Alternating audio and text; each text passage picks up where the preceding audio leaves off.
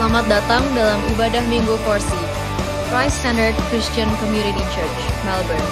Forsi, gereja yang hidup bagi Kristus dan bagi dunia.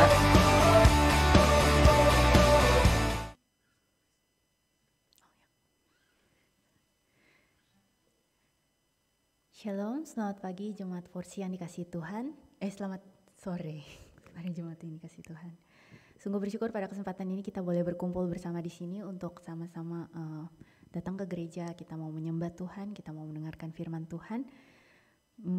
Pada hari ini saya mau bersyukur juga bahwa kita bisa melewati 1 minggu. Kemarin kita baru merayakan ulang tahun dan sekarang kita umurnya udah 3 tahun 1 minggu. Saudara-saudara, enggak. Ya, jadi kalau dibandingin sama seminggu kemarin, kira-kira apa nih yang udah terjadi dalam hidup saudara masing-masing? Apakah saudara mengalami hal yang menyenangkan atau hal yang kurang menyenangkan? Tapi terlebih dari itu kita sama-sama percaya bahwa Tuhan itu setia, ada selalu bersama-sama dengan kita. Kekuatan Tuhan itu sungguh besar, bahwa Tuhan itu mampu mengalahkan segala perkara. Oleh karena itu kita mau sama-sama bangkit berdiri, kita mau memuji Tuhan bahwa Tuhan memiliki kuasa yang besar, kita diberikan kuasa oleh Tuhan.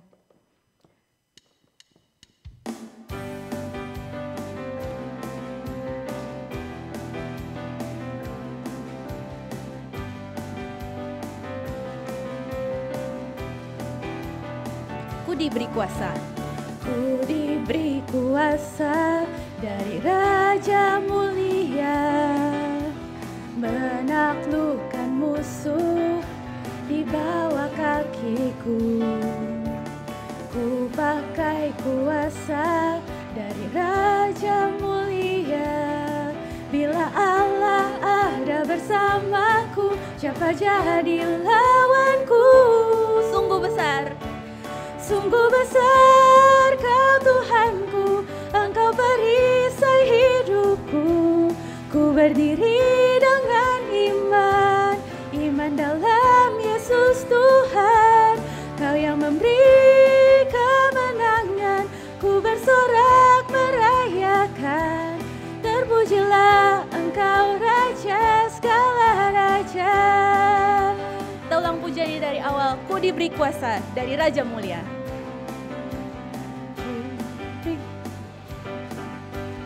Ku mulia, menaklukkan musuh di bawah kakiku. Ku pakai kuasa, ku pakai kuasa dari Raja Mulia.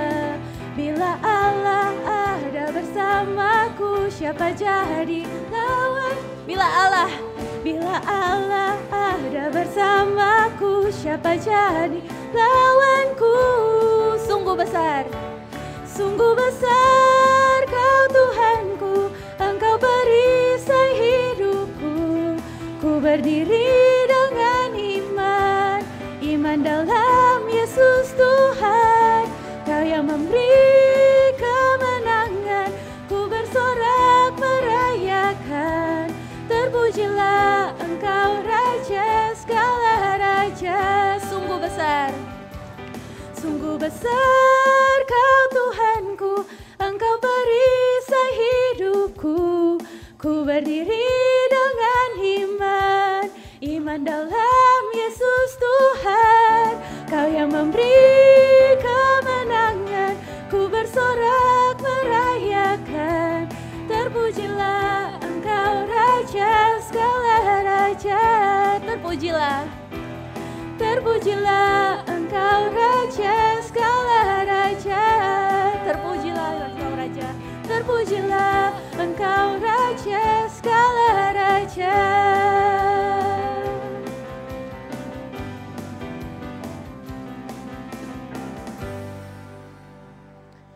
Mazmur 77 ayat 3 berkata, pada hari kesusahanku aku mencari Tuhan. Aku mau berseru-seru dengan nyaring kepada Allah, supaya Ia mendengarkan aku. Tuhan, kami bersyukur untuk anugerah-Mu yang besar dalam hidup kami. Sepanjang minggu yang sudah kami lewati. Dan sekarang Tuhan, kami ingin bersuka cita. Kami ingin bergembira Kami ingin memuji Engkau di dalam ibadah kami sore ini. Dan biarlah segala hormat boleh bagi kemuliaan Tuhan. Dan kami juga mohon Tuhan memberkati kami semua. Hadir di tengah-tengah umat-Mu. Sementara kami memuji dan memuliakan nama-Mu dan berdoa. Biarlah Roh Kudus ada di tengah-tengah kami. Sehingga ibadah kami boleh kami lakukan dengan penuh kesungguhan, dengan penuh penyerahan dari awal sampai akhir. Karena itu Tuhan, bersama-sama kami menyerahkan kebaktian kami sore ini dengan percaya bahwa pertolongan kami adalah di dalam nama Tuhan yang sudah menciptakan langit dan bumi dan yang kasih setianya tetap untuk selamanya. Turun atas saudara sekalian anugerah dan berkat dari Bapa, Putra, dan Roh Kudus. Amin. Silahkan duduk saudara sekalian. Selamat datang buat semua. Saudara sekalian, mari kita, saya rasa semua jemaat lama, kita saksikan warta gereja berikut ini.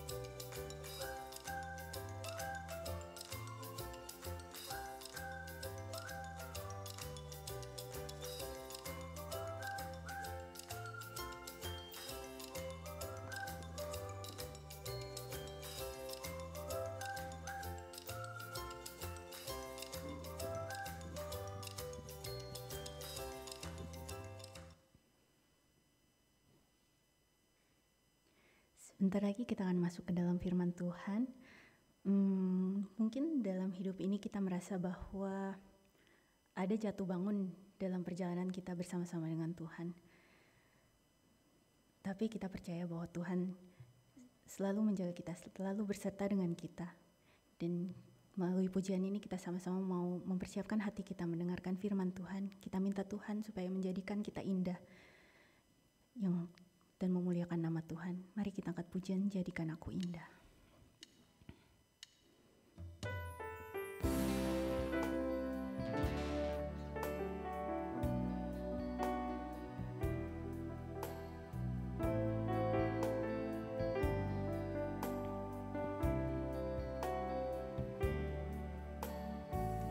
Ku datang ya Bapa.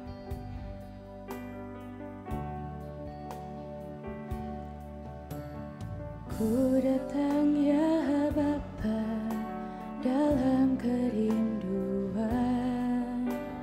memandang keindahan-Mu. Ku berikan segalanya, semuanya yang ada. Ku ingin menyenangkan hati-Mu, oh Tuhan. Kita ulang pujian ini dari awal dengan lebih sungguh. Ku datang ya Bapa. Ku datang ya Bapa dalam kerinduan, memandang keindahan-Mu. Ku berikan segalanya, semuanya yang ada. Ku ingin menyenangkan hati-Mu, oh Tuhan. Jadikan aku indah, jadikan aku indah, yang Kau pandang mulia.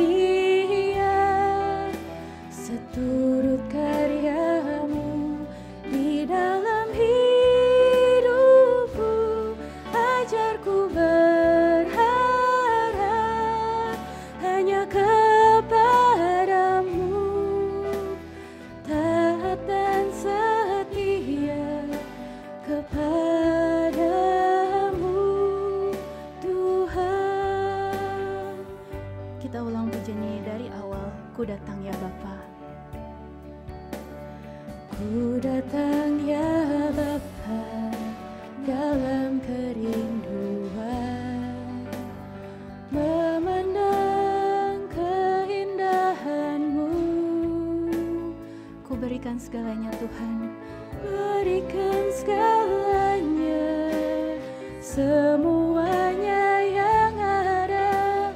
Ku ingin menyenangkan hati-Mu, oh Tuhan. Ya Bapa, jadikan aku indah, jadikan aku indah yang Kau pandang mulia, seturut karya-Mu di dalam hidupku. Ajarku berharap hanya kepadamu, taat dan setia kepadamu, Tuhan. Jadikan aku indah, jadikan aku indah yang Kau pandang mulia, seturut karya-Mu di dalam hidupku. Ajarku berharap hanya kepadamu, taat dan setia kepadamu,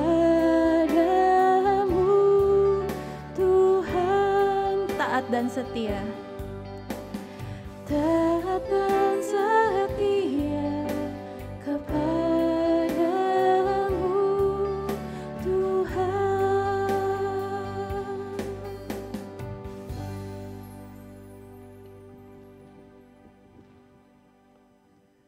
Saudara, mari kita berdoa.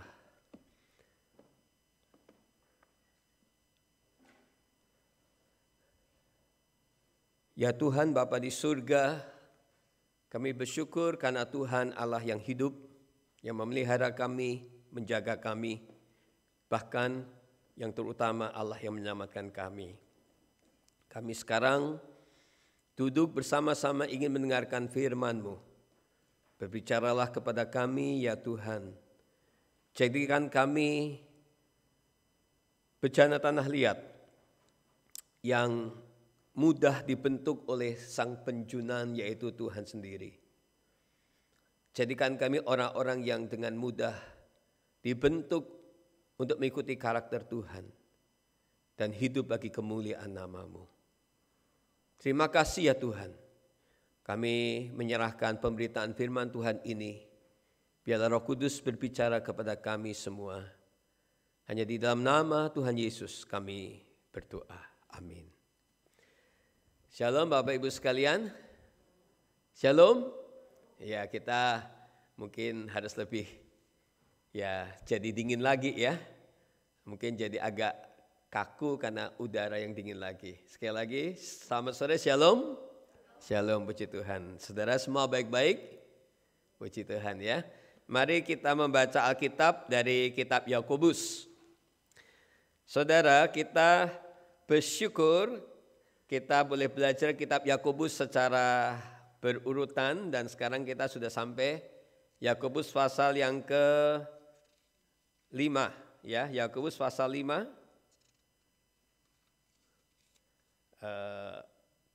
Kita membaca ayat 13 sampai dengan ayat yang ke-16 ya. Yakobus pasal 5 ayat 13 sampai dengan ayat 16. Kalau saudara bisa membaca mungkin baik untuk mengikuti ya.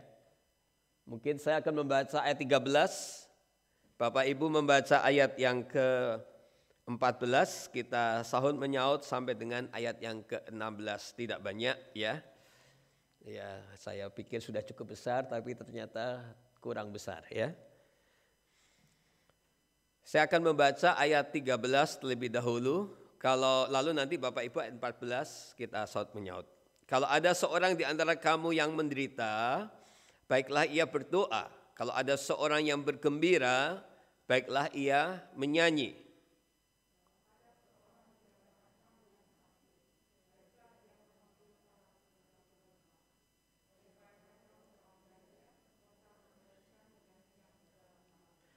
Dan doa yang lahir dari iman akan menyelamatkan orang sakit itu, dan Tuhan akan membangunkan dia. Dan jika ia telah berbuat dosa, maka dosanya itu akan diampuni. Karena itu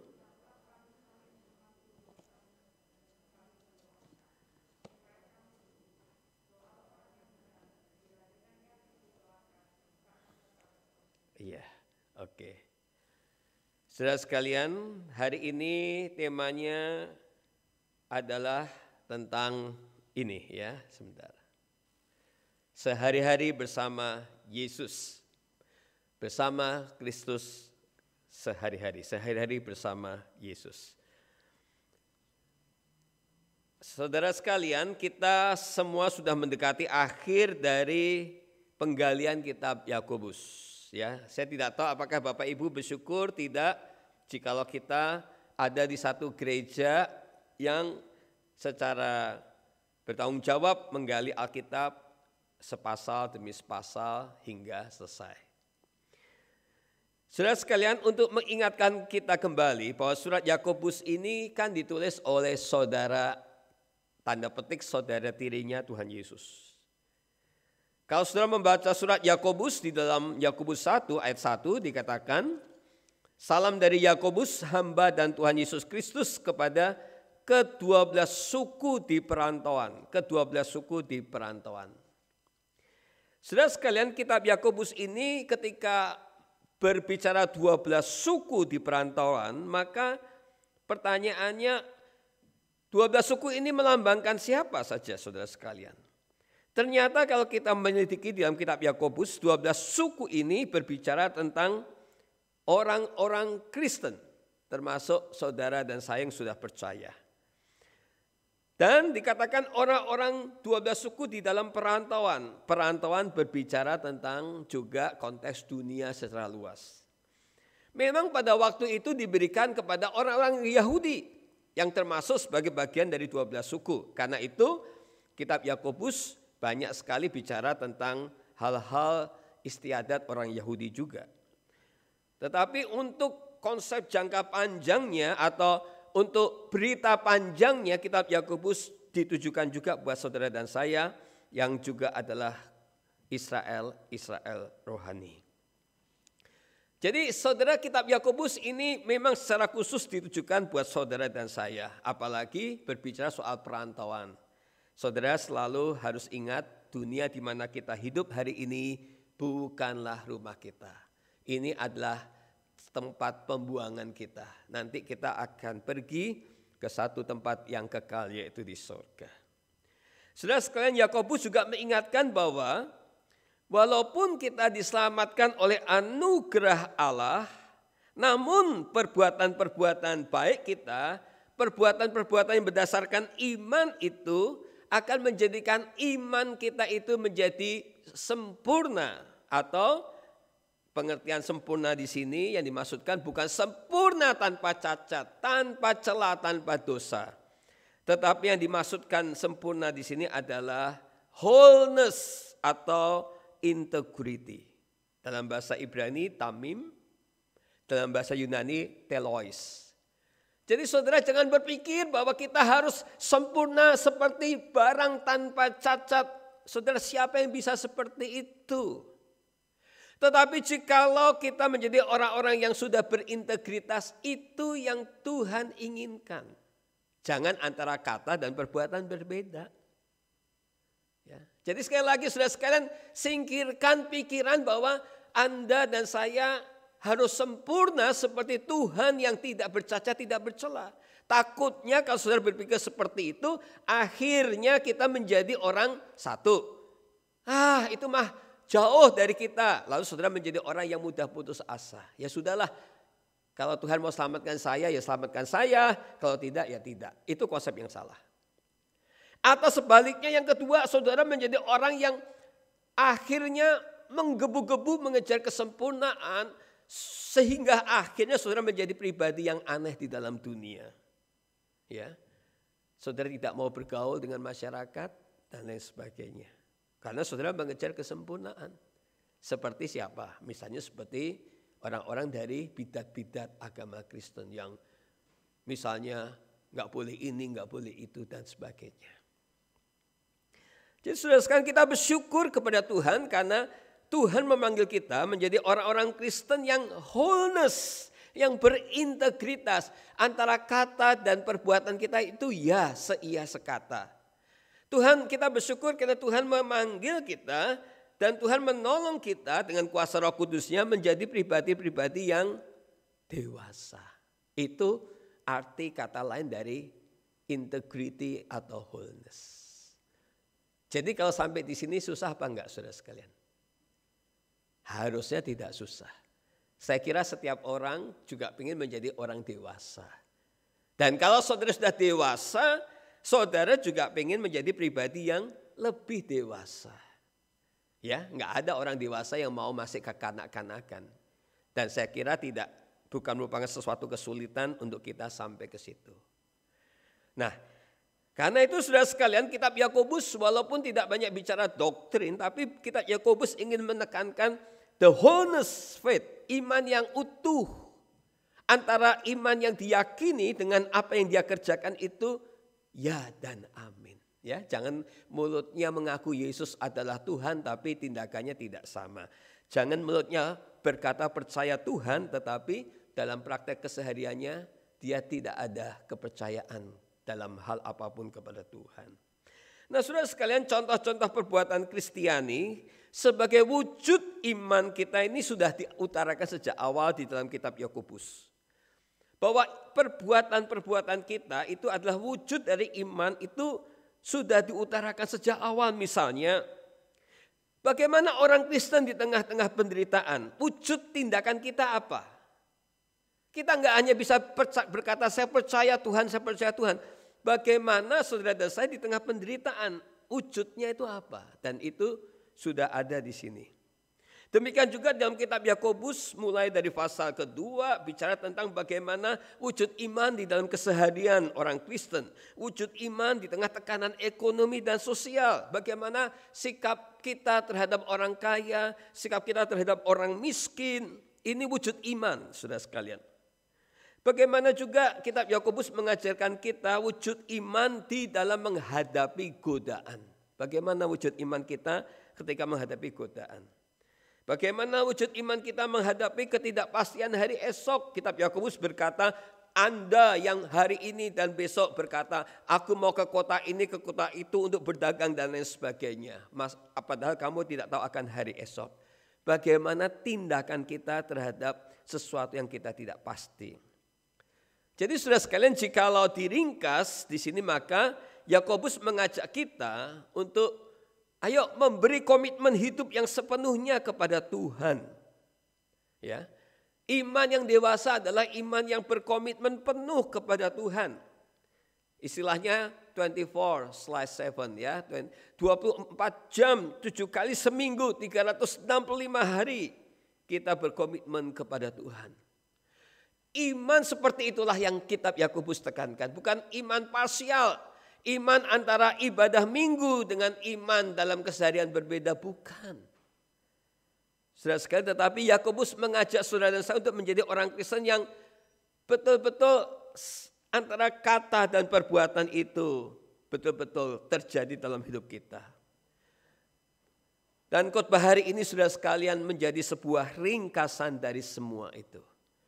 Khotbah hari ini menjadi penutup atau bukan menjadi penutup tapi menjadi sebuah ringkasan bagaimana tindakan saudara dalam penderitaan, bagaimana perbuatan saudara ketika menghadapi orang-orang yang kaya, bagaimana ketika saudara menjadi orang kaya, bagaimana wujud iman kita menghadapi ketidakpastian hidup. Nah, hari ini seperti menjadi sebuah kesimpulan dari semuanya itu. Karena itu temanya adalah bagaimana hidup orang Kristen sehari-hari bersama Yesus. Sehari-hari bersama Yesus. Saudara, kita jadi orang Kristen bukan cuma hari Minggu. Betul tidak? Saudara anggota Forsi atau anggota datang berbakti sebagai orang jemaat Forsi bukan cuma hari Minggu. Tapi seharusnya Senin sampai Sabtu kita adalah orang Kristen. Anggota gereja, gerejanya Tuhan. Sehari-hari bersama Yesus. Saudara, bagaimana sikap kita dalam keseharian kita? Yang pertama, ya terus terang pada waktu saya membaca pasal ini, karena itulah saudara sekalian, kadang-kadang Tidak mudah loh. Saudara, khotbah berurutan pasal itu tidak mudah. Kenapa? Kalau pasalnya begitu kita nggak bisa lari kemana-mana ya. Kalau khotbah topikal hari ini mungkin saya lagi jalan ingat Freddy Sambo yang bunuh ajudannya, saya bisa khotbah seperti itu ya. Kalau khotbah topikal itu lebih gampang. Hari ini yang lagi ngetren apa bisa kita khotbahkan. Tetapi kalau khotbah eksposisi itu teksnya apa, Anda dan saya khususnya harus menggali sampai menemukan kebenarannya apa. Jadi tidak mudah.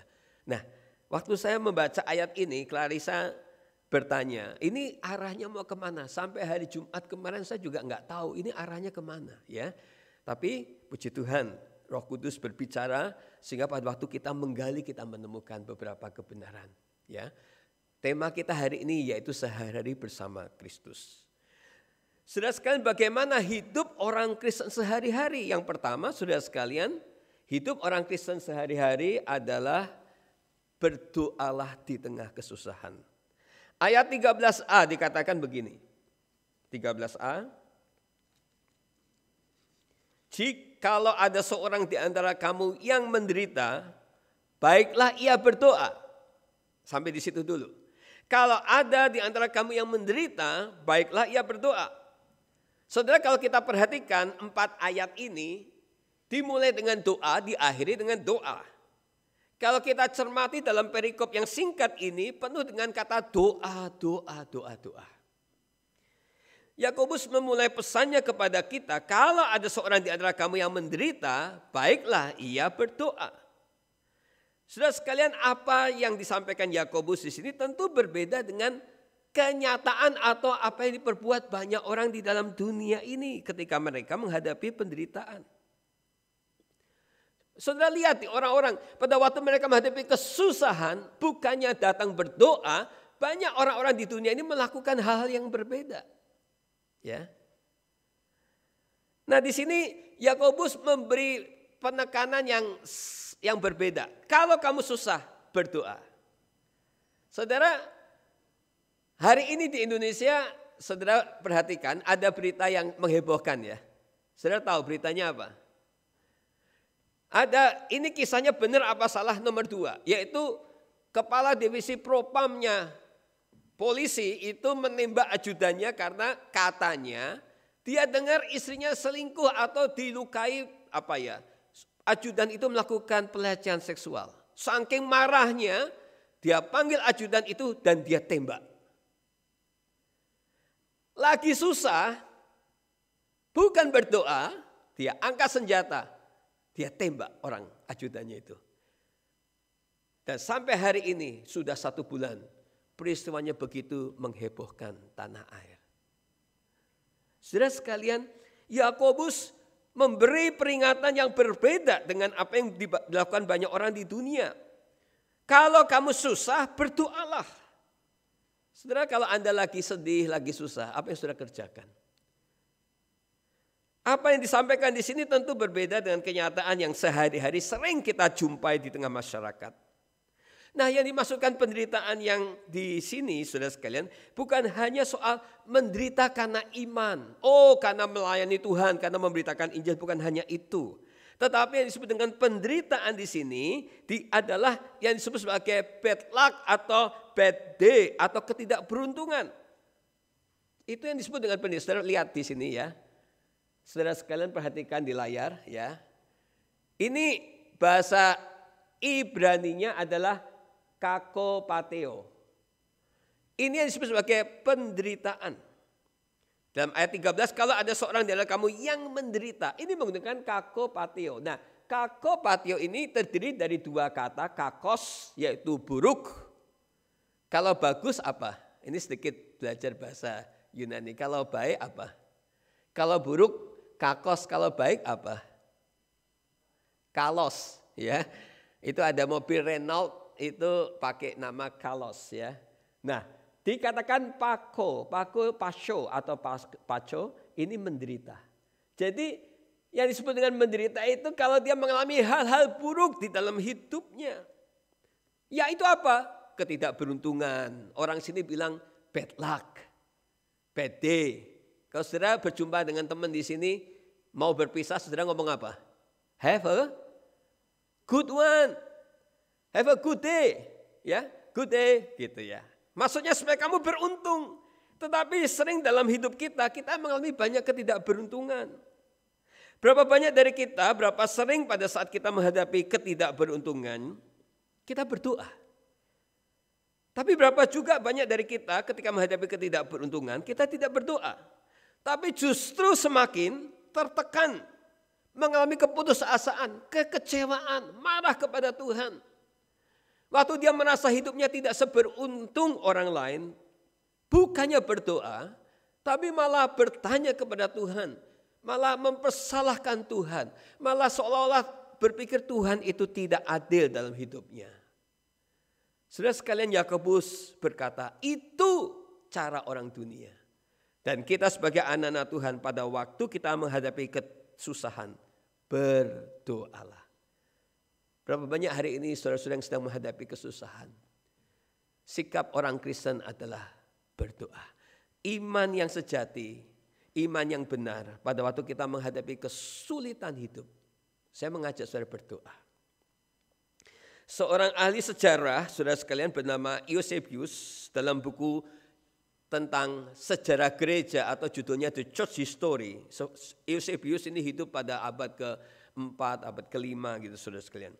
Dia menyebutkan bahwa Yakobus, ya, saudara, ini apa? Saudara pernah lihat ini enggak? Saudara tolong lihat, ini apa? Apakah ini, apakah itu? Hah? Unta, ya. Saudara kalau lihat unta, lihat deh besok ya. Saudara kalau lagi ada unta, lihat. Jangan lihat apa-apanya, lihat ini. Ini apanya? Lututnya. Kenapa lututnya bisa seperti ini? Saudara tahu gak? Halo? Lututnya kenapa bisa seperti ini? Enggak tahu. Ayo sekarang pulang tanya masing-masing sama onta. Sudah lihat onta kalau lagi duduk mau kita naik atau lagi disuruh duduk supaya orang bisa naik. Untanya bagaimana? Berlutut, saudara sekalian, dia berlutut supaya saudara naik. Makanya saudara sekalian, dan kalau dia istirahat dia juga apa? Berlutut. Makanya lihat lututnya itu seperti ada tapalnya, saudara sekalian. Ada begitu, kebal, saudara sekalian.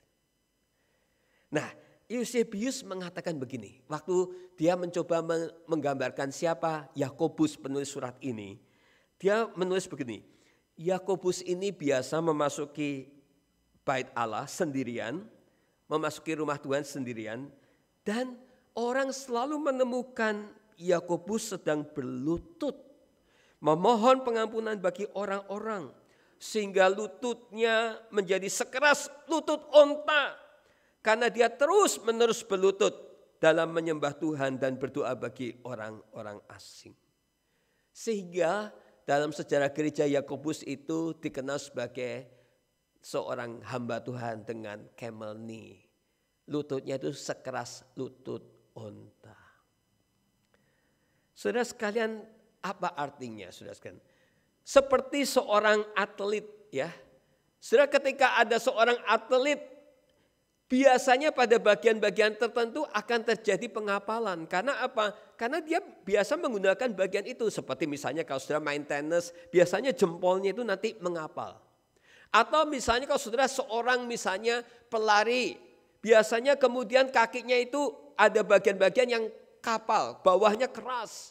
Kalau saudara seorang pemain sepak bola, mungkin shine saudara itu keras. Karena apa? Biasa dilatih. Maka demikian juga orang Kristen, saudara sekalian, jikalau kita percaya kepada Tuhan dengan iman sungguh kepada Tuhan, maka yang mengapal, yang keras adalah lutut kita karena kita sering berdoa.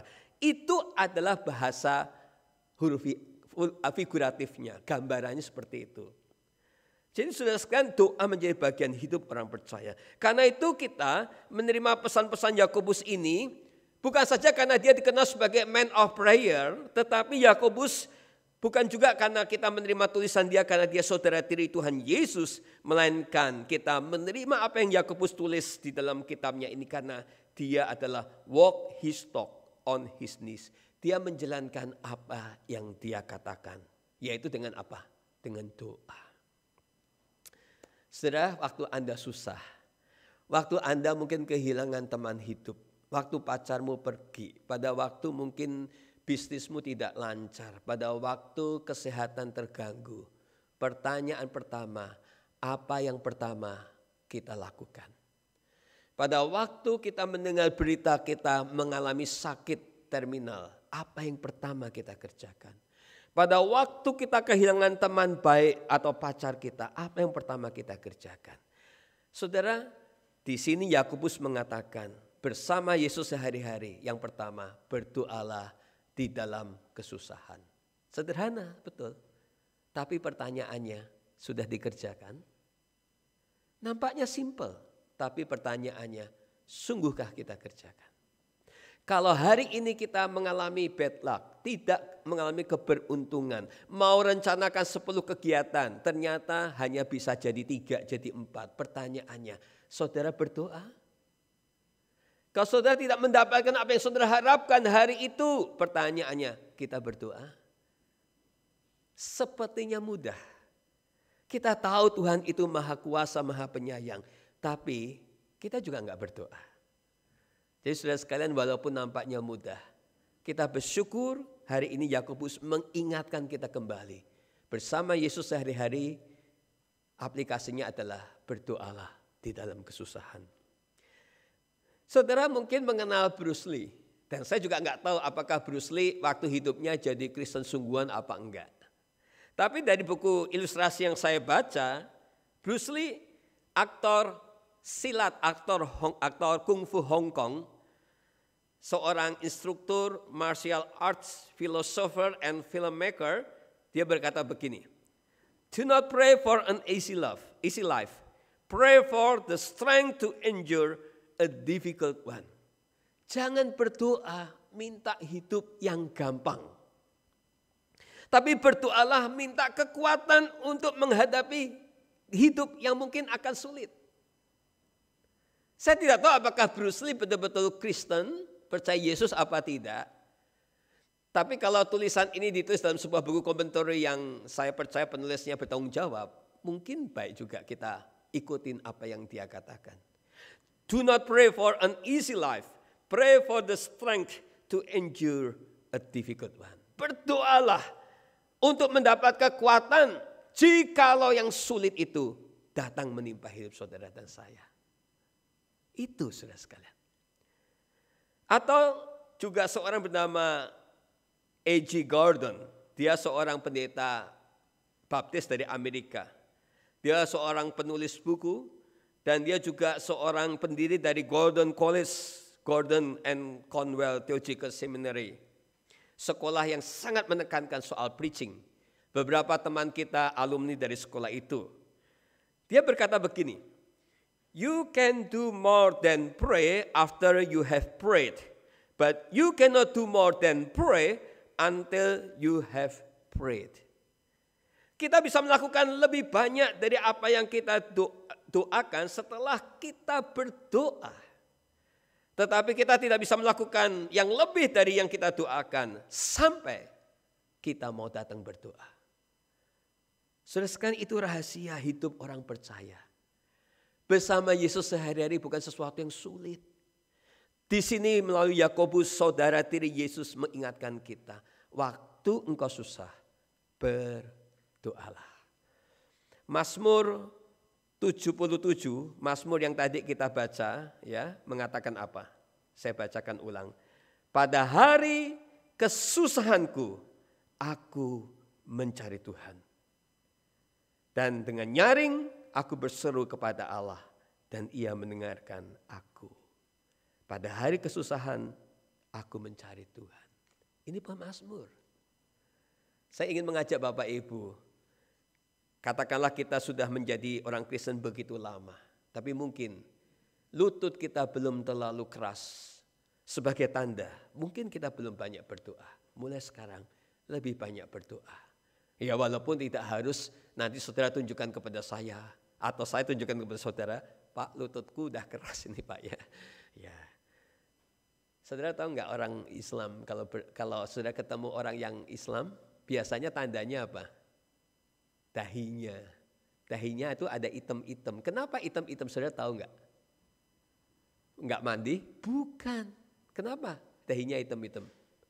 Karena pada waktu dia sujud, dia akan sengaja menaruh kepalanya di lantai. Nah, berarti orang yang dahinya hitam-hitam itu semakin lama semakin apa? Ya dia pasti doanya makin banyak, jadi karena makin banyak kan kepalanya makin hitam dahinya ya. Nah, saudara nggak perlu juga ya pulang dari sini saudara tiap hari aduk lutut saudara diaduk-aduk ke mana, ke tembok, lalu saudara minggu setahun lagi saudara, Pak ini lututku udah keras ini. Saudara, bukan itu maksud Yakobus. Maksud Yakobus adalah jadikan doa itu bagian dari kehidupan saudara. Waktu engkau susah berdoa. Jangan lari kemana-mana, jangan bikin hidupmu makin, walaupun mungkin hanya sekedar bad luck atau bad day, atau mungkin sekedar karena rencana hidupmu tidak terjadi dalam hari itu. Yakobus mengatakan kalau kamu orang percaya, berdoa. Kalau kamu bilang kamu bersama Yesus, berdoa. Berdoalah. Itu yang pertama. Yang kedua, saudara sekalian, perhatikan di sini. Bersama Yesus sehari-hari yaitu apa? Pujilah Allah di dalam kegembiraanmu. Bukan hanya berdoa. Pujilah dalam ayat yang berikutnya dikatakan, kalau ada seorang yang bergembira, baiklah apa? Ia menyanyi. Kalau ada yang gembira, dia nyanyi. Nah, di sini memang kita masih ada situasi takut COVID ya. Jadi saudara nyanyinya juga ya. Jadi nggak kelihatan saudara ini gembira atau tidak gitu ya. WL di sini mungkin agak stres juga, ini jemaatnya ikut gembira apa enggak gitu ya. Memang begitu. Tapi anyway saya tahu hati saudara pasti bergembira. Cuma mari dong, seperti Yakobus berkata, kalau ada seorang yang bergembira, baiklah ia menyanyi. Saudara sekalian, atau terjemahan hurufiahnya, karena ada yang bilang gini, Pak saya nggak bisa nyanyi Pak. Kalau saya nyanyi ya itu semua bisa ketawa atau semua bisa lari. Saudara, oke, Anda mungkin tidak bisa menyanyi, tetapi kalau kita lihat terjemahan aslinya, dikatakan kalau ada seorang yang bergembira, baiklah ia menyanyi, dikatakan sing a praise, nyanyikan sebuah pujian. Itu bahasa Inggris ya. Dalam bahasa aslinya, kalau ada orang bergembira, nyanyikan mazmur. Mazmur. Saudara, kalau saudara lihat mazmur, baca mazmur, saudara nggak punya suara yang indah pun Anda bisa membaca mazmur. Bapak Ibu nggak bisa melodinya, nadanya nggak jelas, lari ke sana lari ke sini, no problem, mazmur. Bisa nggak? Bisa. Itu maksudnya Yakobus, kalau ada orang yang bergembira, baiklah dia menyanyikan mazmur. Tapi maksudnya apa sih lebih jelas lagi? Artinya kalau sedang bergembira, sudah seharusnya kita itu bermazmur, memuji Tuhan, mengucap syukur kepada Allah. Saudara menyanyikan mazmur. Saudara, betapa Yakobus dengan bagian ini mencoba menyerang kehidupan orang Kristen, dunia dan juga bahkan hidup orang-orang Kristen yang kadang-kadang enggak terlalu menghargai berkat dan hati yang atau kehidupan yang baik. Berapa sensitif kita untuk bersyukur kepada Allah atas kegembiraan yang Allah berikan kepada kita. Berapa sensitif kita untuk berkata, Tuhan terima kasih. Berapa sensitif hati kita untuk selalu bersyukur kepada Tuhan, walaupun mungkin itu hanya sedikit kegembiraan. Berapa sensitif hati kita. Saudara, kalau saudara mendapat sesuatu yang besar, wah, saudara menyanyi gembira dari dapur sampai depan, saudara puji-puji Tuhan. Tapi kalau misalnya saudara, Tuhan saya minta jangan hujan karena hari ini saya mau katakanlah mau mengerjakan atau mencuci baju. Dan ternyata enggak hujan, misalnya begitu. Berapa sering kita lalu kemudian memuji Tuhan, menyanyi. Mungkin bagi anak muda, Tuhan saya minta kalau bisa lolos aja dari subjek ini. Berapa sensitif hati kita pada waktu kita mengalami itu lalu kita memuji Tuhan. Saudara, ini pertanyaan-pertanyaan sederhana. Tetapi ditanya oleh Yakobus untuk menunjukkan orang Kristen yang imannya dewasa itu adalah mereka yang bergembira memuji Tuhan pada waktu dia mengalami kegembiraan dan sukacita. Dia selalu ingat Tuhan sebagai pemberi berkat. Ada satu kitab yang tidak termasuk di dalam Alkitab kita, yaitu tulisan Raja Salomo, dikatakan Psalm of Solomon. Mazmurnya Salomo, ya, nggak ada di dalam kitab kita. Dikatakan begini, sing and watch for his watching, because a psalm to God from a good heart is good. Bernyanyi dan lihatlah bagaimana Allah memperhatikan hidupmu, karena mazmur kepada Allah dari hati yang good, hati yang gembira is good. Itu adalah baik. Ya, karena itu kan lalu kemudian ada lagu yang suka kita nyanyikan, hati yang gembira adalah obat. Sudah sekarang obat apa? Obat untuk membuat kita selalu ingat semua yang kita terima ini berkatnya dari Tuhan. Jangan kita rendahkan Mazmur Amsal itu dengan berkata, ya kita jadi hati yang gembira karena kalau gembira pasti kita sehat. Ya, itu agama lain juga mengajarkan yang sama. Sehat dalam pengertian apa? Sehat dalam hubungan kita dengan Tuhan.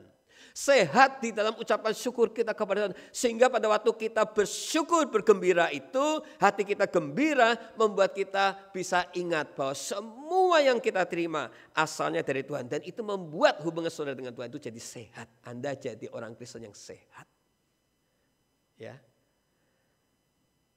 Bahkan dalam kitab Pengkhotbah juga diyakini, ditulis oleh Raja Salomo, Pengkhotbah 7 ayat 14. Dikatakan, pada hari mujur bergembiralah. Tetapi pada hari malang ingatlah bahwa hari malang ini pun dijadikan Allah seperti juga hari mujur. Artinya apa? Pengkhotbah ingin mengingatkan saudara dalam segala keadaan bersukacitalah, mengucap syukurlah, bergembiralah. Kalau saudara mengalami hal-hal yang baik, ya, dapat gaji, wah, lamar sini, lamar situ enggak diterima, wah, dapat tempat kerja yang bagus, bergembira. Pertama, bersukacitalah, ucapkan syukur kepada Tuhan. Mengucap syukurlah, bergembira dengan memuji Tuhan.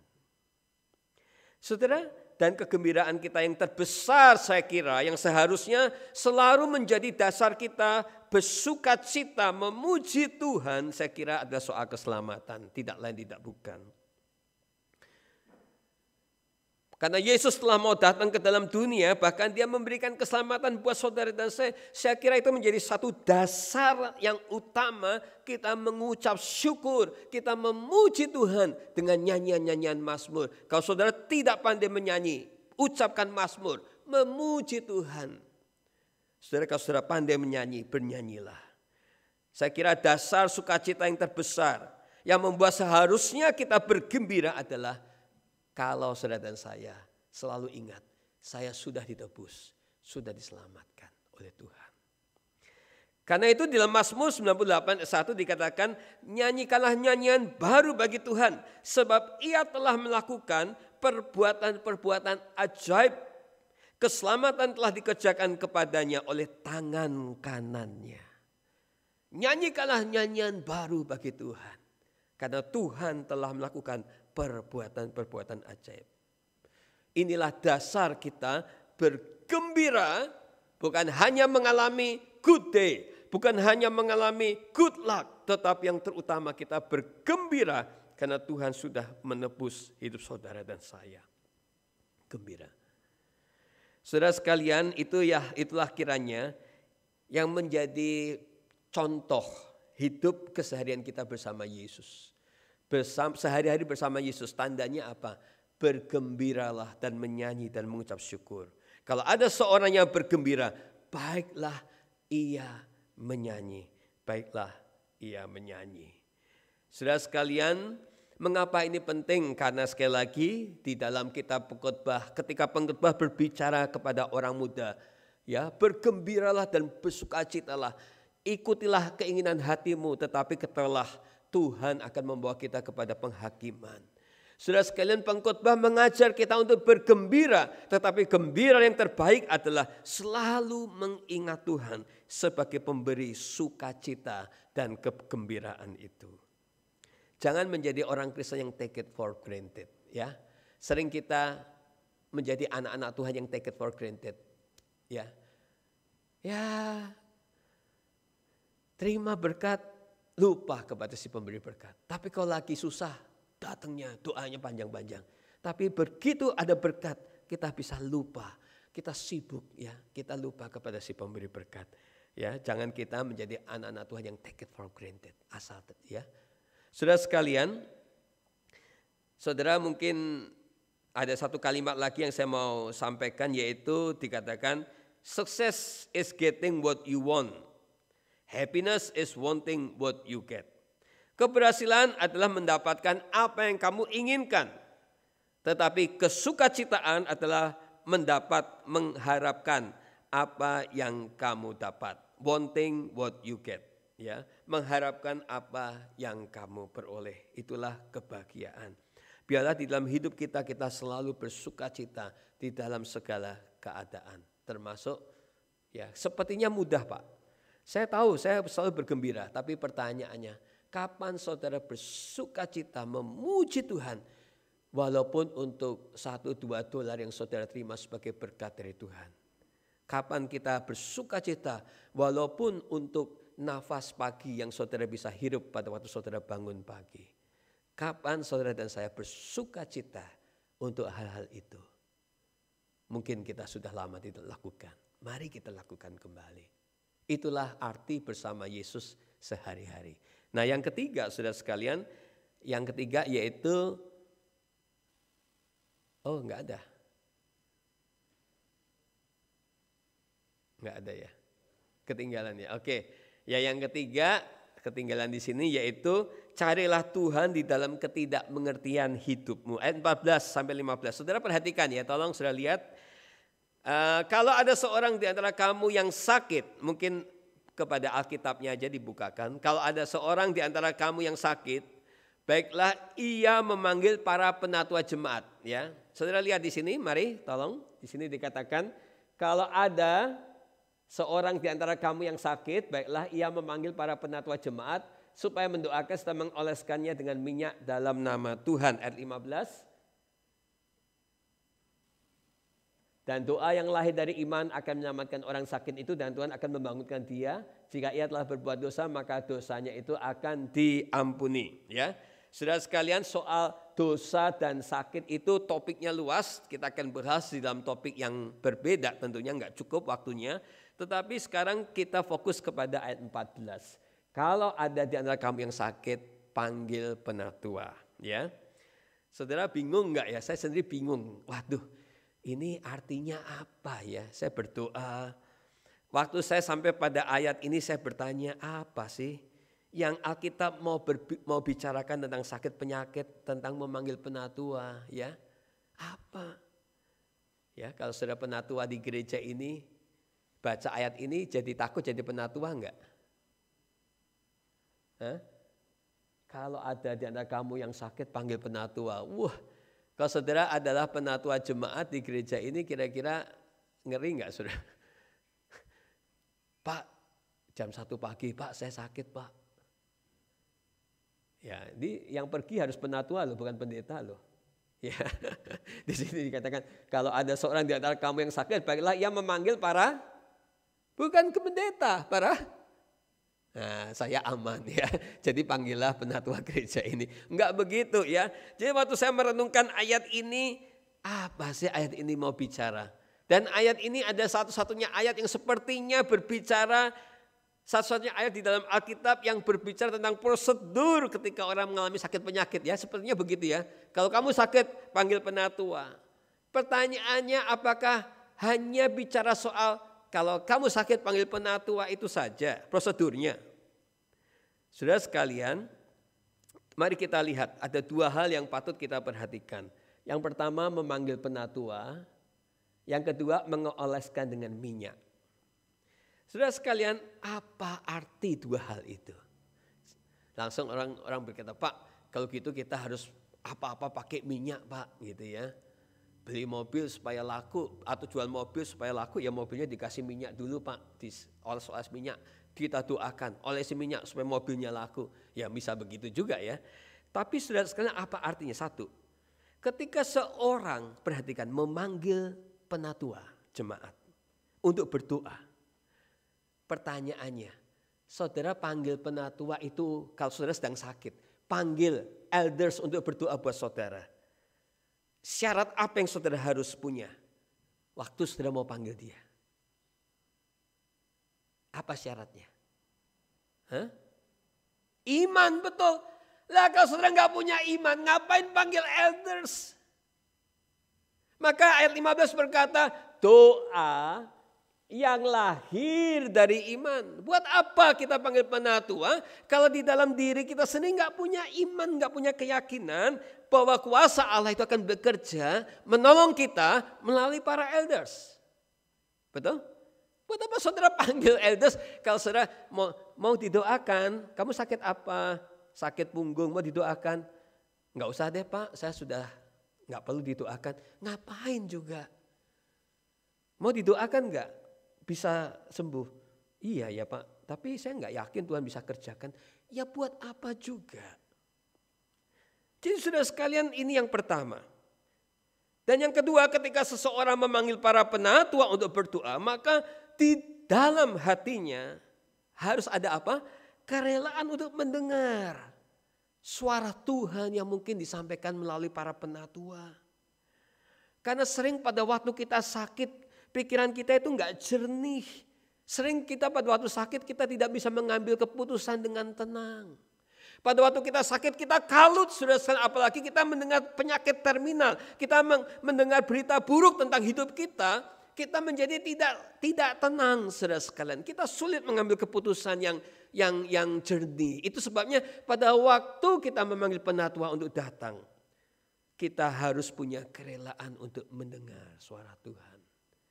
Siapa tahu Tuhan memakai para penatua untuk berbicara dan membuat kita itu bisa jernih melihat kesulitan hidup kita. Kita bisa jernih melihat, oh ya, dalam sakit ini saya harus mengerjakan ini.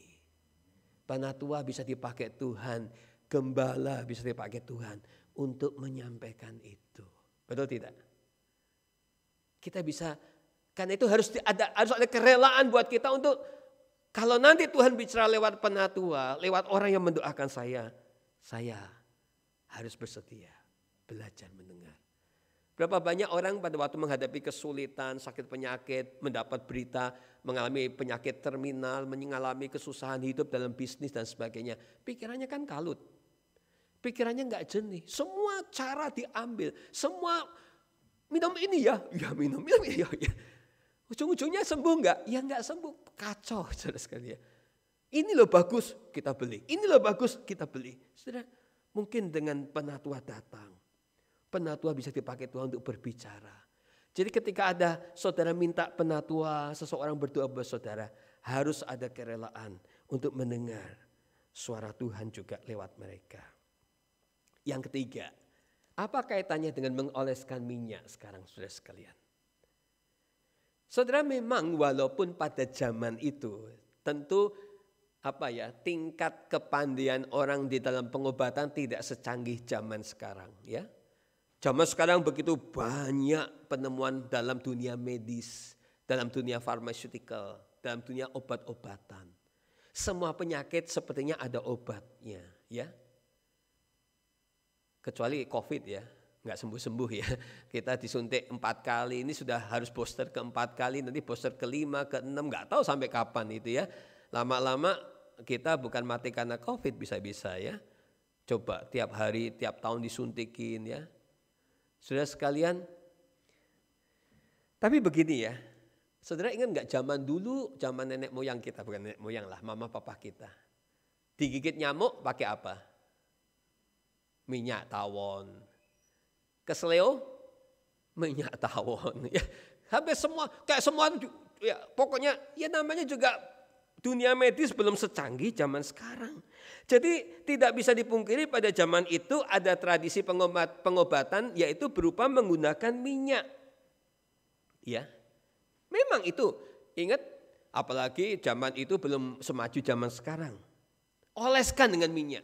Kalau ada yang sakit, oleskan dengan minyak. Tapi jangan dibawa pada zaman sekarang. Kalau berdoa harus pakai minyak. Saya bisa berdoa tanpa minyak. Dan buat saya, Tuhan bisa bekerja. Bukan soal instrumen yang Tuhan mau bicarakan. Bukan alatnya. Tetapi yang Tuhan mau bicarakan adalah bagaimana kuasa Tuhan itu diberikan. Tapi pada waktu itu memang pengobatan hanya menggunakan minyak ya. Kalau zaman itu sudah ada suntik, mungkin bahasanya beda lagi ya. Nah, tetapi yang menarik saudara sekalian, coba kita mundur sebentar, berhenti sebentar. Ternyata di dalam Alkitab mengoleskan minyak itu berkaitan dengan mengkhususkan seseorang bagi pelayanan bagi Tuhan. Mengurapi dengan minyak, mengoleskan seseorang dengan minyak itu berkaitan dengan pengurapan bagi Tuhan. Betul enggak?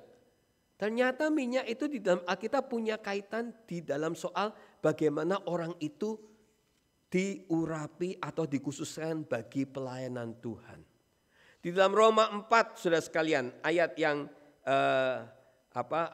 Roma 4 disebutkan bagaimana orang-orang itu dipanggil saudara sekalian menerima pembenaran dari Tuhan.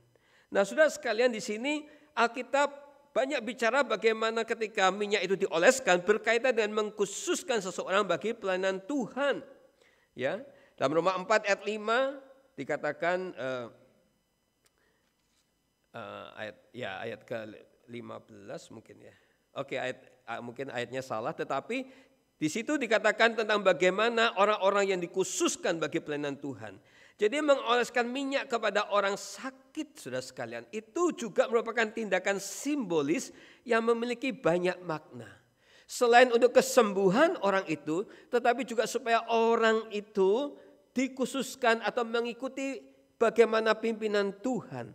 Dan saudara sekalian, dengan demikian dia bisa menjadi orang-orang yang hidupnya dikhususkan bagi Tuhan. Itu gunanya pengertian itu. Jadi pada waktu kita berbicara, kalau mendoakannya sedang mengolesnya dengan minyak. Pada praktek saat itu memang orang itu sakit dioleskan dengan minyak. Tetapi secara makna rohani itu juga berarti bagaimana orang itu dikhususkan untuk menjadi pengikut Tuhan. Menjadi pelayan bagi Tuhan. Nah, saudara sekalian, di dalam kehidupan kita yang penuh dengan ketidakmengertian. Di dalam kehidupan di mana banyak tanya dalam hidup kita. Mengapa harus mengalami sakit ini, mengapa harus mengalami sakit itu. Mengapa harus menderita ini dan mengapa harus menderita itu. Saudara sekalian, kita ada di dalam persekutuan orang beriman. Yang bukan saja saling membantu tetapi juga kita saling mendoakan. Di situ gambaran bagaimana hidup orang beriman itu saling menguatkan dan saling mendoakan. Seperti ketika mereka diminta memanggil para penatua. Hidup orang beriman itu saling meneguhkan, menguatkan. Dan pada waktu mereka mendoakan orang yang sakit, mereka juga menyerahkan orang itu kepada Tuhan. Supaya orang itu dipimpin mengerti rencana Tuhan di dalam segala macam hal. Minyak menjadi lambang dari juga urapan roh Allah. Roh Kudus yang ada di dalam dirinya menerangi kehidupan dia. Dan itu bagi kita di tengah kehidupannya seringkali tidak bisa kita mengerti. Maka doa bukan hanya memberi kekuatan kepada kita. Tetapi juga menolong kita untuk mengerti apa rencana Tuhan di dalam hidup saudara dan saya. Karena itu betapa pentingnya persekutuan dengan orang-orang beriman. Dikatakan kalau kamu sakit panggillah penatua. Ada persekutuan orang beriman. Nah, ini mengingatkan saya dengan Mazmur 1 ayat 1. Di sana dikatakan berbahagialah orang yang tidak berjalan menurut nasihat orang fasik, yang tidak duduk dalam kumpulan pencemooh.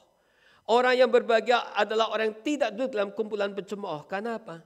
Saudara, dengan siapa saudara bergaul, saudara akan menjadi seperti itu. Tetapi dengan anak-anak Tuhan kalau saudara bergaul, maka pada waktu saudara menghadapi banyak kesulitan, saudara menemukan jalan pengertian baru. Dan di situ iman kita boleh menemukan jalan keluar. Jadi saudara sekalian, Mazmur 1 ayat 1 berkata, berbahagialah yang tidak berjalan menurut nasihat orang fasik. Dan bagi saya juga berbahagialah orang yang hidup bersama dengan orang-orang benar.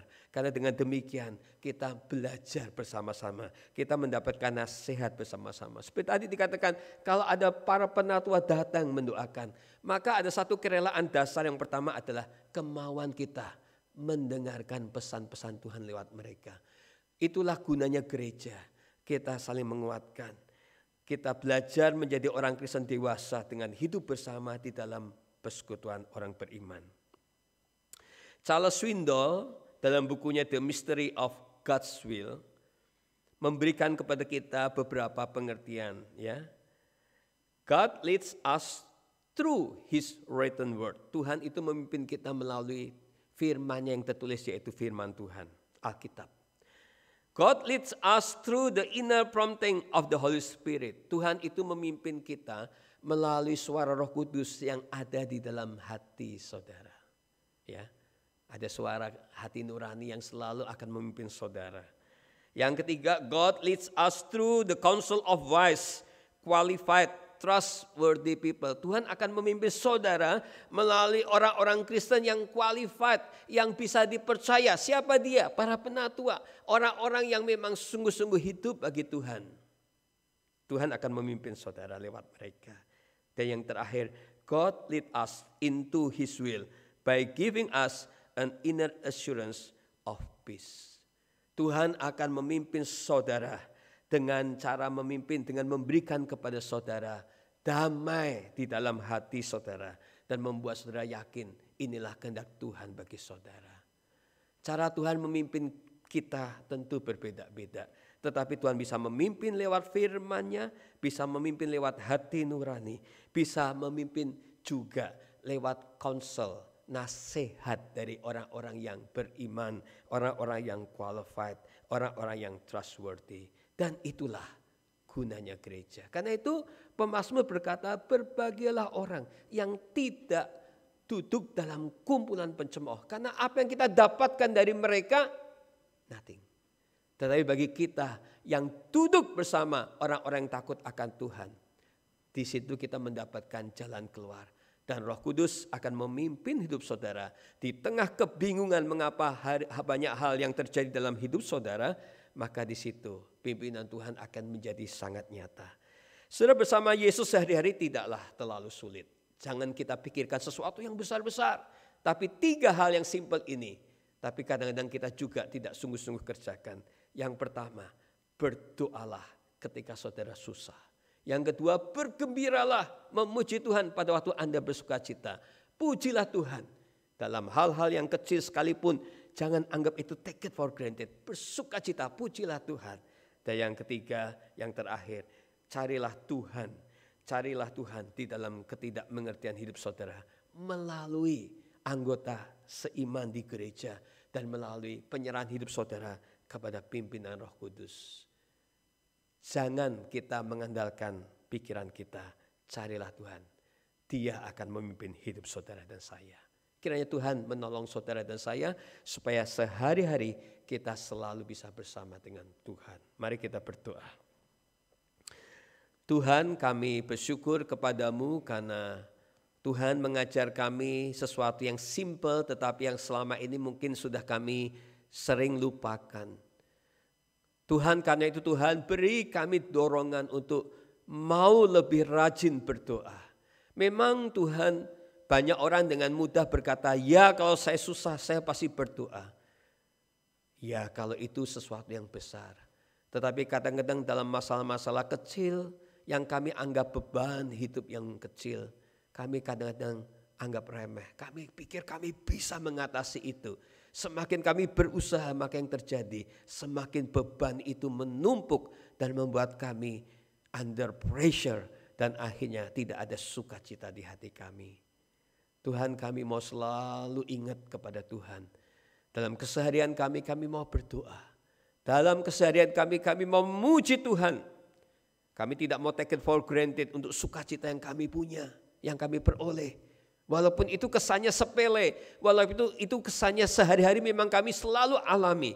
Tapi kalau itu memberikan sukacita buat kami akan selalu memuji Tuhan kepada Engkau yang adalah pemberi semuanya. Dan Tuhan tolong kami untuk selalu mencari Tuhan di dalam segala kebingungan kami. Bisa melalui firman-Nya, bisa melalui doa, tetapi juga bisa melalui orang-orang yang percaya. Kadang-kadang di tengah kebingungan, sakit penyakit yang berat, di tengah kesusahan yang tinggi, kadang-kadang kami tidak bisa berpikir jernih. Itulah sebabnya kami perlu orang-orang seiman, saudara-saudara seiman, untuk mendoakan kami, tetapi juga untuk memberikan konsel supaya kami mengerti apa yang Tuhan mau. Tuhan, biarlah hidup kami sebagai orang Kristen bukan hanya percaya, tetapi dalam keseharian kami juga menunjukkan iman kami yang sungguh kepada Tuhan yang sudah menebus dan mati bagi kami. Di dalam nama Tuhan Yesus kami berdoa. Amin.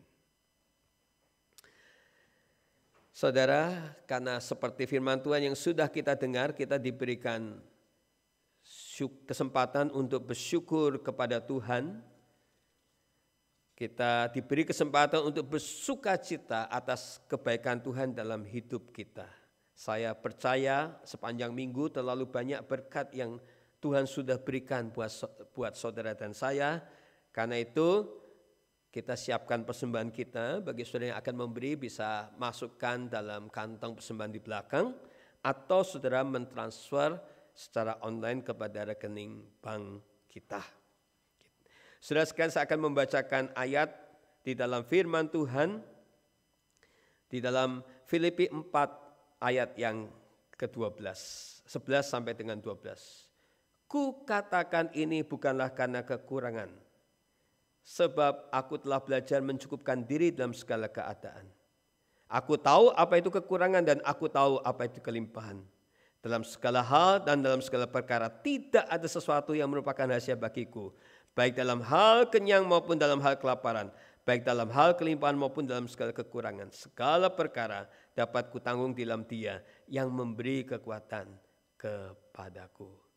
Saudara sekalian, biarlah kita memberikan dengan kesadaran bahwa Tuhan yang akan selalu mencukupkan kita.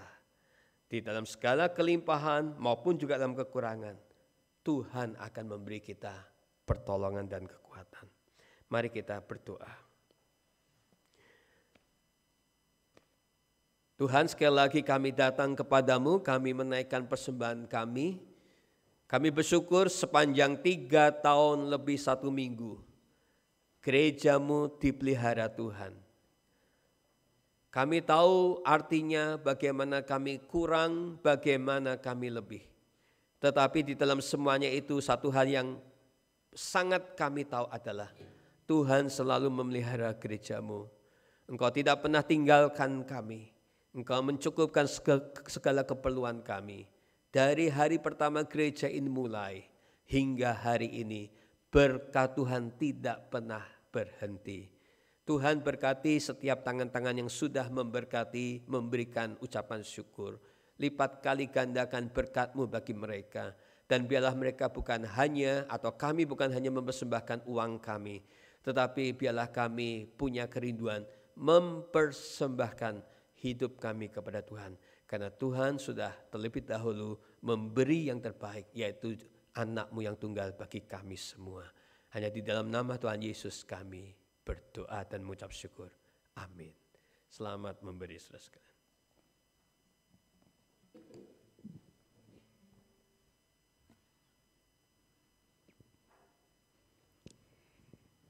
Bersyukur untuk firman yang boleh diberitakan. Jadi memang kita tahu bahwa di dalam hidup ini dalam hidup kita melayani Tuhan ada senang, ada susah. Jujur aja kalau saya boleh cerita, sebenarnya saya perlu minta maaf sama Tuhan, minta maaf juga sama Payo, minta maaf sama pemusik, sama jemaat sekalian. Kalau hari ini saya pelayanannya kurang persiapan. Ya karena ya pokoknya tadi malam tiba-tiba jam 3 pagi alarm gedung saya bunyi, fire alarm, terus jadi kebangun, terus semua orang harus turun ke bawah, jadi kurang tidur. Ya jujur aja saya nggak ngerti gitu, kenapa Tuhan bisa hari itu besoknya mau pelayanan, terus tiba-tiba dia mengizinkan tetangga saya ada yang masak roti malam-malam jam 3. Lalu kemudian dia gosong rotinya dan akhirnya nyalain fire alarm dan semua harus turun jam 3 pagi. Itu cerita saya kalau dalam melayani Tuhan. Tapi saya mau mengajak para jemaat sekalian untuk merenungkan dalam hidup ini melayani Tuhan, baik di gereja maupun di tempat kerja, ataupun di sekolah, di dalam studi, ataupun dalam relationship dengan pasangan, dengan keluarga, dengan saudara-saudara, ataupun dengan orang tua masing-masing. Apakah ada hal yang tidak engkau mengerti dalam hidupmu yang sedang terjadi? Lukas 11 ayat 11-13 mengatakan bahwa Bapa manakah di antara kamu, jika anaknya minta ikan daripadanya, akan memberikan ular kepada anaknya itu ganti ikan? Atau jika ia minta telur, akan memberikan kepadanya kalajengking? Jadi jika kamu yang jahat tahu memberi pemberian yang baik kepada anak-anakmu, apalagi Bapamu di surga, Ia akan memberikan Roh Kudus kepada mereka yang memintanya. Mungkin dalam hidup ini kita tidak mengerti apa yang terjadi dalam hidup kita, tapi kita tahu bahwa Tuhan ada selalu berserta kita. Dia akan memberikan Roh Kudusnya kepada kita untuk memberikan kita kekuatan menjalani hari-hari. Mari kita sama-sama bangkit ke diri. Kita mau mengakhiri ibadah pada hari ini dengan mengangkat pujian Pelangi Kasih Tuhan.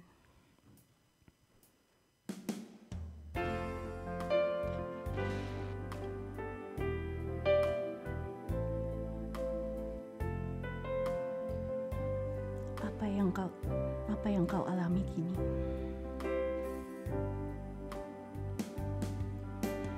Apa yang kau alami kini mungkin tak dapat engkau mengerti. Cobaan yang engkau alami tak melebihi kekuatanmu. Bait yang kedua, Tuhanmu tak akan memberi ular beracun pada yang minta roti. Satu hal tanamkan di hati, hina semua yang Tuhan beri.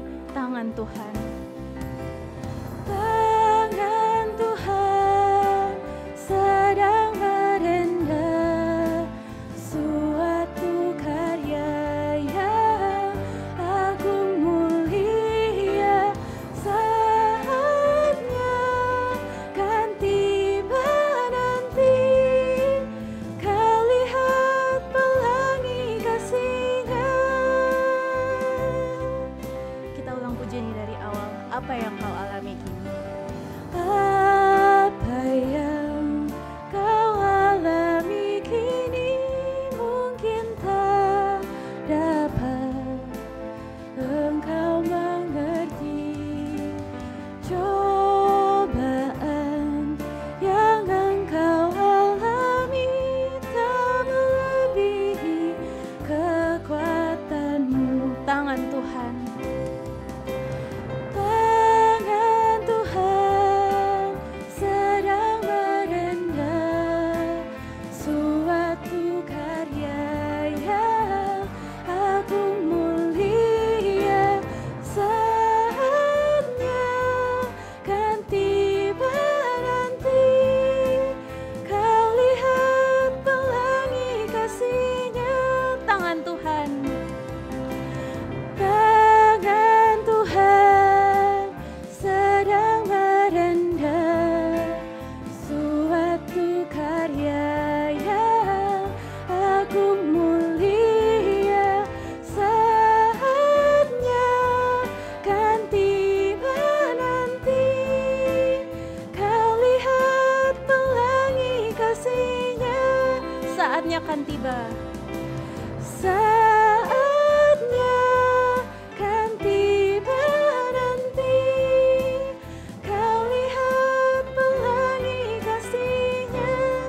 lihat pelangi kasih-Nya. Kau lihat pelangi kasih-Nya. Kau lihat pelangi kasih-Nya.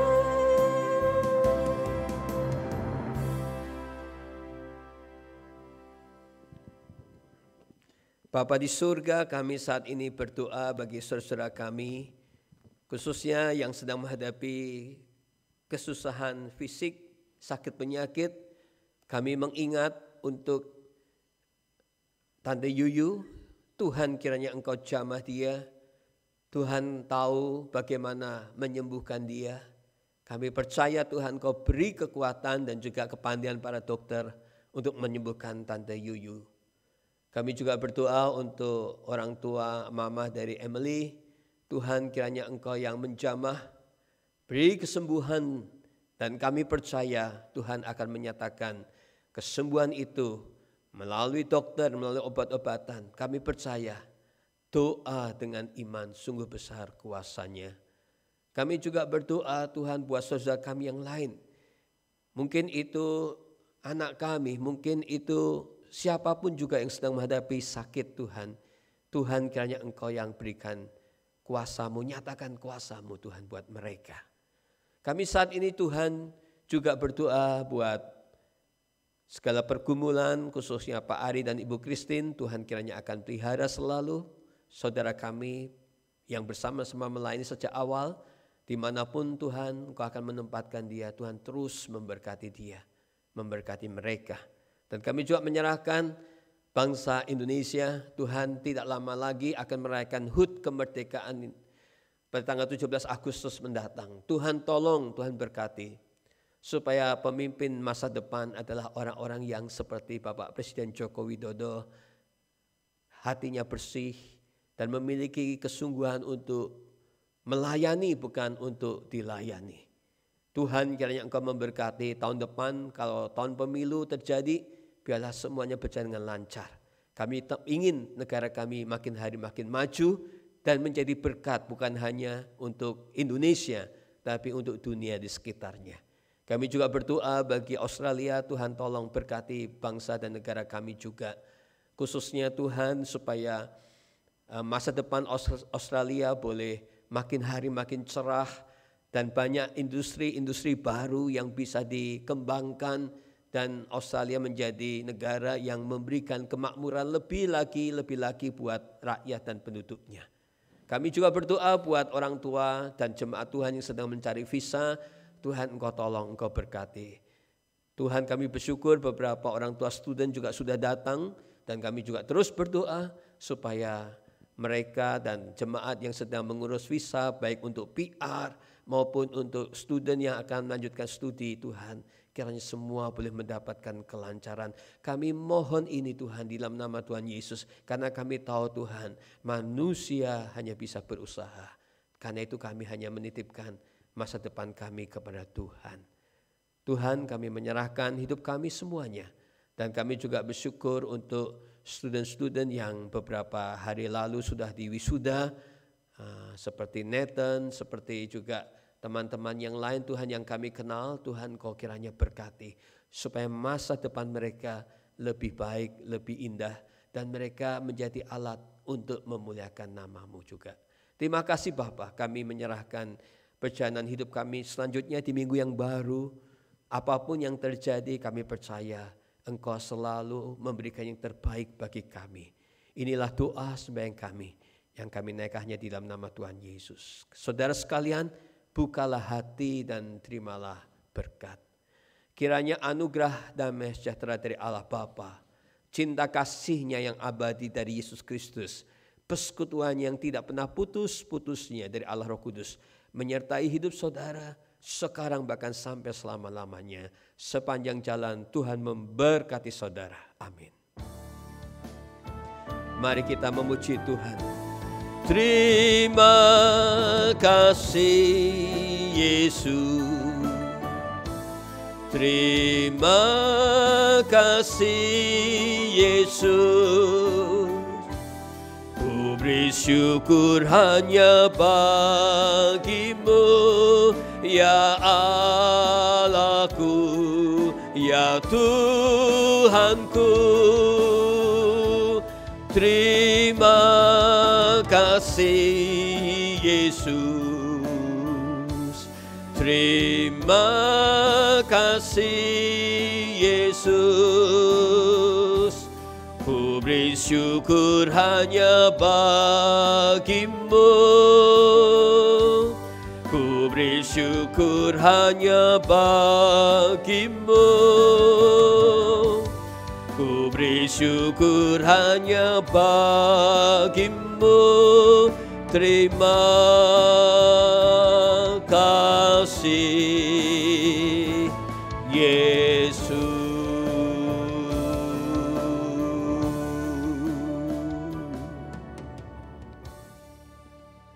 Amin. Silahkan duduk.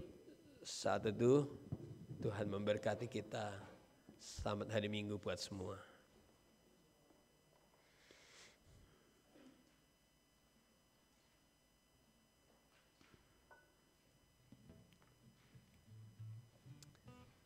Ya, mari kita sebelum berdiri, nampaknya kita juga bersyukur ya. Ini ada Nathan ya, kemarin wisuda ya.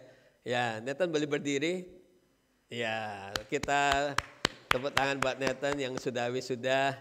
Oke, dan kita juga, mari kita berdiri bersama-sama, kita berikan salam satu sama lain ya. Tengok kanan, tengok kiri. Happy Sunday semuanya, happy Sunday. Oke.